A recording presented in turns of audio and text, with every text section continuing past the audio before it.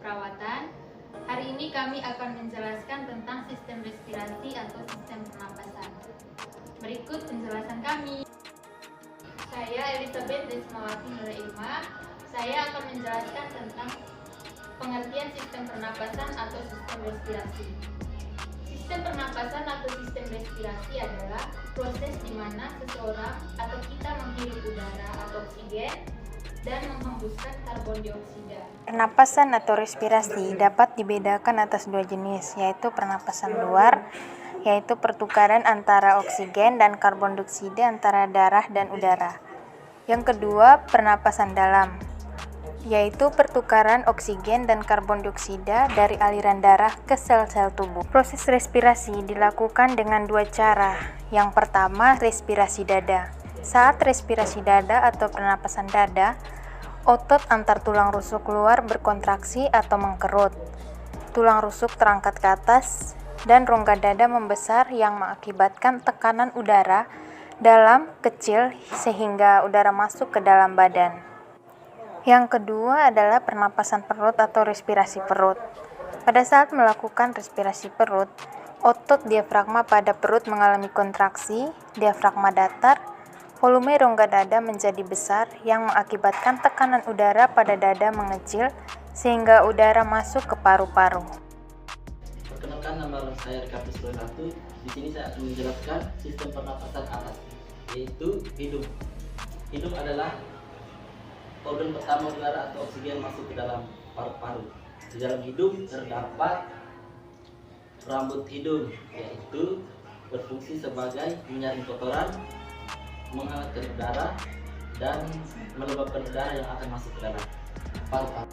Jadi teman-teman, di hidung terdapat cavum nasalis atau biasa disebut dengan rongga hidung. Nah, ini beberapa fungsi dari rongga hidung. Yang pertama, udara yang dihirup dari lubang akan membawa zat kimia seperti aroma.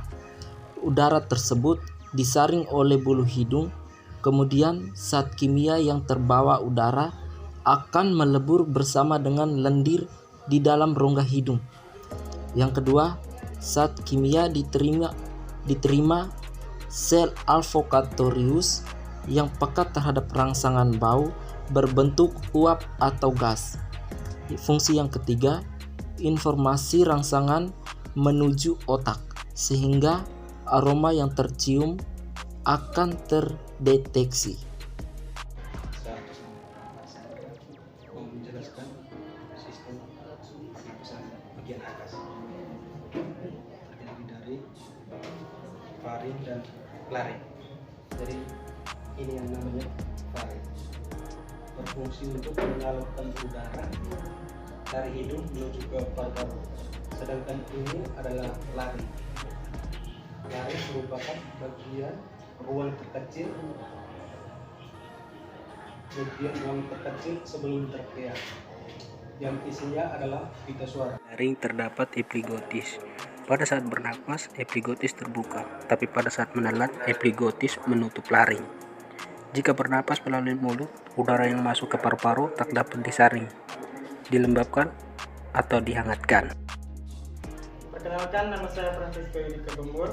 Saya akan menjelaskan tentang sistem pernapasan bagian atas, yaitu trakea. Trakea adalah saluran udara yang menghubungkan tenggorokan atau faring dengan bronkus. Fungsinya adalah mengarahkan udara menuju paru-paru, tempat pertukaran gas oksigen dan karbon dioksida. Fungsi trakea juga membantu batuk.